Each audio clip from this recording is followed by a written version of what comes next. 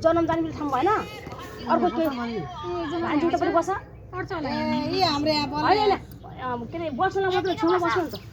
जन्म पनि त्यही बाबुसिङ छेउमा बस अनि अहिले मामाले टिका चाहिँ गर्नु बनाउनु नि त अनि किन बस्नु पर्यो त अहिले अरे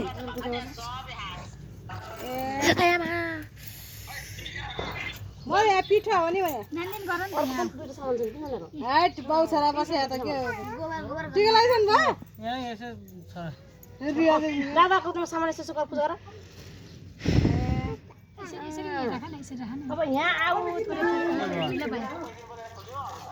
हो र यही हाम्रो त ल ल तिमी नि दादालाई तेल लगाइदेऊ ए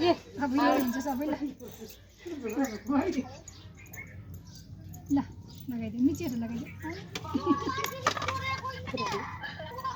यहाँ बहिनीले तेल लगाइदियो रे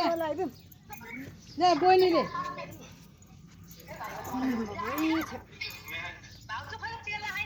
बल्ल लाउनु ला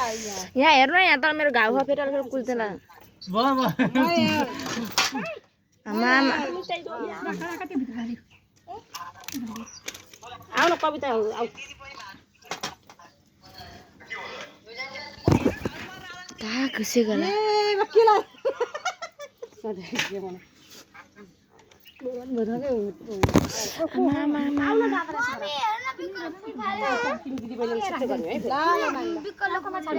अब दाइलाई टिका लगाइदिनु दाउको लाग्यो लगाइदिनु म यहाँ भिडियो बनाएको छु नि त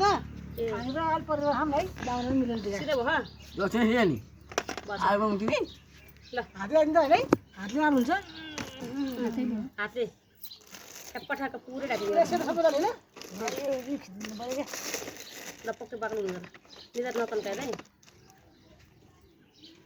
धेरै गिलो भएछ क्या म उताउति नै त्यो सेतो अहिले पक्कै पाक्नु बनाउनु उसको यहाँ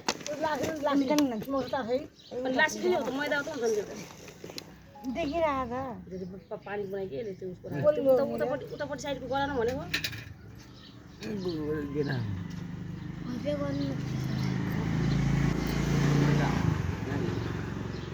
ल भयो ल भयो सबै पैसा दिइसक्यो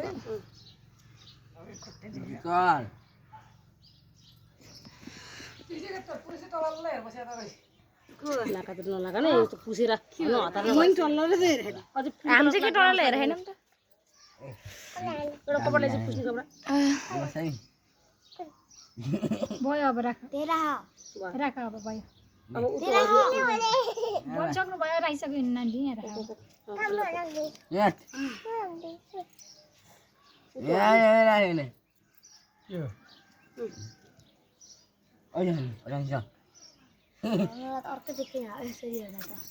एउटा रातो लगाइदियो बिचमा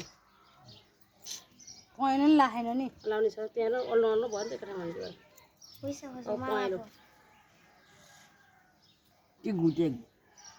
त्यो पहेँलो माथि त्यो टल्किने जरी त्यो राखिदिनु रातो हाल्ने रातो बिचमा भइहाल्छ हुन्छ अनि त्यो रातो माथि रातोमा अलिकति लाग्यो माथि लगाइदियो अलिकति माथि माथिमा भयो ढाप्रो भएको त्यो टिकाने है कति राम्रो मामाको नाक नाकमा पुस्ने कपडा ल्याइदियो उडाल छैन त्यही सल्ले खै त्यही सल्ल्यो त्यही भाउ सल भन्नु छैन त्यो सल्ल्यो नाकको लागि किन हाँस्यो मम्मीहरु र बहिनीले यहाँ फुल फाल्यो त्यो पानले अलि ल्यापको भिजेन क्या त्यो